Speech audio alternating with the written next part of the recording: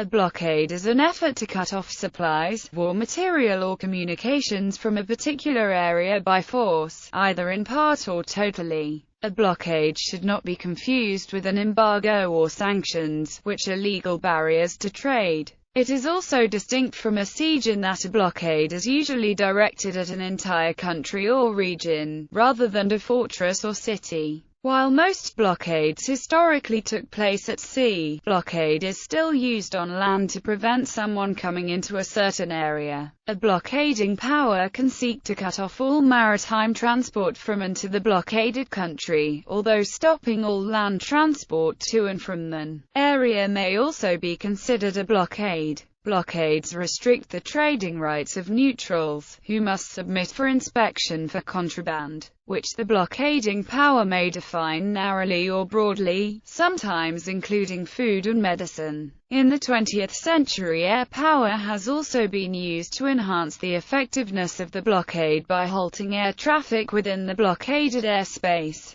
Close patrol of hostile ports, in order to prevent naval forces from putting to sea, is also referred to as a blockade. When coastal cities or fortresses were besieged from the landward side, the besiegers would often blockade the seaward side as well. Most recently, blockades have sometimes included cutting off electronic communications by jamming radio signals and severing undersea cables. History. Although primitive naval blockades had been in use for millennia, the first successful attempts at establishing a full naval blockade were made by Admiral of the Fleet Edward Hawke during the 7 Years' War. Following the British naval victory at Quiberon Bay, which ended any immediate hope of a major invasion of the British Isles, the British implemented a tight economic blockade on the French coast. This began to starve French ports of commerce, further weakening France's economy. Hawke took command of the blockading fleet off Brest and extended the blockade of the French coast from Dunkirk to Marseille. The British were able to take advantage of the Navy's position to develop plans for amphibious landings on the coast. However, these plans were eventually abandoned, due to the formidable logistical challenge this would have posed. The strategic importance of the blockade was cemented during the Revolutionary and Napoleonic Wars, during which successful blockades on France were imposed by the Royal Navy, leading to major economic disruptions. The Union blockade of southern ports was a major factor in the American Civil War, as was the failure of the U-boat blockade in World War I and again in World War II. Types of blockade: close, distant, and loose blockades. A close blockade entails placing warships within sight of the blockaded coast or port, to ensure the immediate interception of any ship entering or leaving. It is both the most effective and the most difficult form of blockade to implement. Difficulties arise because the blockading ships must remain continuously at sea, exposed to storms and hardship, usually far from any support, and vulnerable to sudden attack from the blockaded side, whose ships may stay safe in harbor until they choose to come out. In a distant blockade, the blockaders stay well away from the blockaded coast and try to intercept any ships going in or out.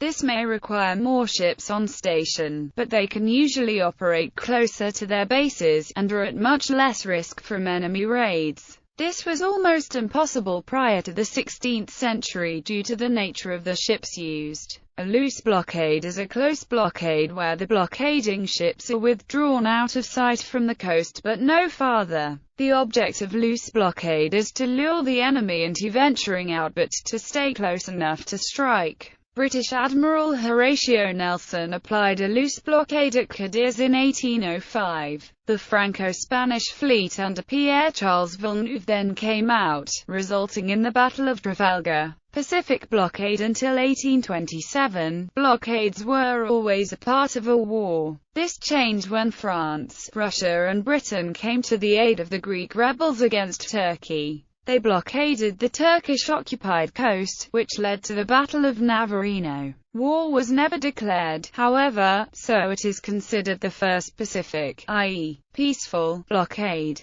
The first truly Pacific blockade, involving no shooting at all, was the British blockade of the Republic of New Granada in 1837, established to compel New Granada to release an imprisoned British consul. Legal status. Since 1945, the UN Security Council determines the legal status of blockades, and by Article 42 of the UN Charter, the Council can also apply blockades. The UN Charter allows for the right of self-defense but requires that this must be immediately reported to the Security Council to ensure the maintenance of international peace. According to the not ratified document San Remo Manual on International Law Applicable to Armed Conflicts at Sea, the 12th of June 1994, a blockade is a legal method of warfare at sea but is governed by rules. The manual describes what can never be contraband. The blockading nation is free to select anything else is contraband in a list, which it must publish. The blockading nation typically establishes a blockaded area of water, but any ship can be inspected as soon as it is established that it is attempting to break the blockade.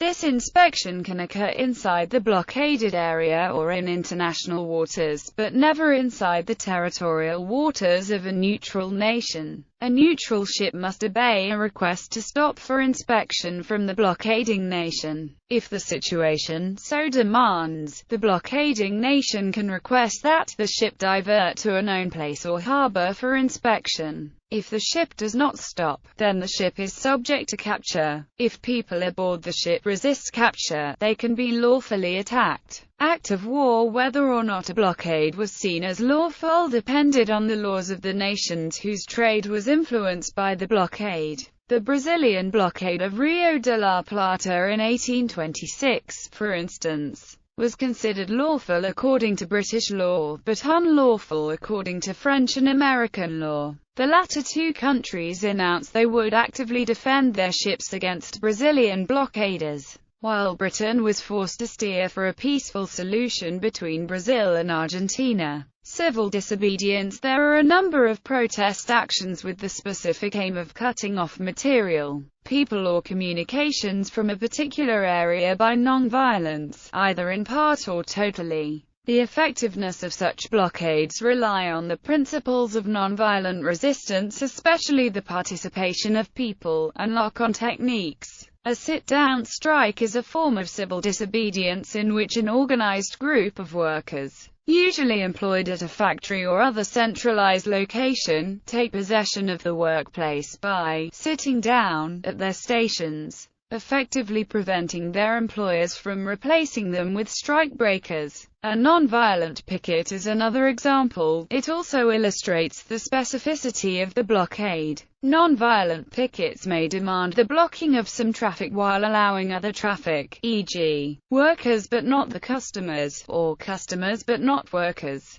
The Mau movement was a non-violent movement for Samoan independence from colonial rule during the early 1900s. Amongst other actions, participants formed their own police force, picketing stores in Apia to prevent the payment of customs to the authorities. Some other examples are the perimeter blockade by Human Chain at Greenham Common Women's Peace Camp, the blockade of the Franklin River Dam site, and the Keystone Pipeline. Blockade planning. Blockades depend on four general factors. The value of the item being blockaded must warrant the need to blockade. For example, during the 1962 Cuban Missile Crisis, the items to be blockaded were medium-range ballistic missiles, capable of delivering nuclear weaponry, bound for Cuba. Their value was high, as a military threat against the United States. The strength of the blockading force must be equal to or greater in strength than the opposition. The blockade is only successful if the thing in question is prevented from reaching its receiver. For example, the overwhelming power of the Royal Navy allowed a successful blockade of Germany. In the case of land blockades, choosing suitable terrain, knowing where the force will be traveling will help the blockader choose where to blockade.